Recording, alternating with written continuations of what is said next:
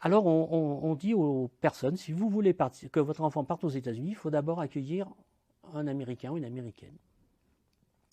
Alors ces Américains, ces Américaines se retrouvent dans des familles en France et alimentent, malgré eux d'une certaine manière, la notoriété de Nacelle.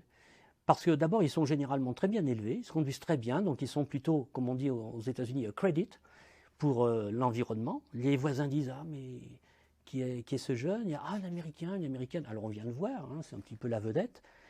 Et donc, tout ça, petit à petit, construit une famille importante qu'on va appeler la Nacelle Family.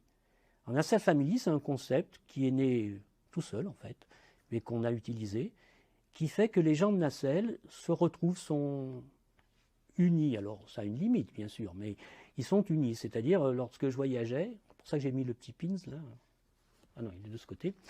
Eh bien, en montant dans l'avion, c'est arrivé régulièrement que des hôtesses ou des stewards disent « Ah, mais vous êtes de Nacelle ?»« Eh, mais moi, j'ai voyagé avec Nacelle. » C'est une façon de dire que ces séjours ont influencé en grand nombre les carrières de certaines personnes, alors soit dans l'aérien, soit dans le domaine de l'enseignement, ou enfin tout ce qui pouvait toucher aux langues. Le Nacelle Family, c'est, on le verra peut-être, on en parlera, ça va jusqu'au mariage de jeunes, entre eux, qui se sont promis, on va dire, et on l'a vécu. Alors, le mariage, c'est quand même le cas extrême, il n'y en a pas eu des centaines. Par contre, des amitiés durables qui ont traversé l'histoire, ça oui. Nous sommes toujours en relation avec notre famille d'accueil. Ça fait bientôt 50 ans. Et ça, c'est courant, c'est vraiment courant.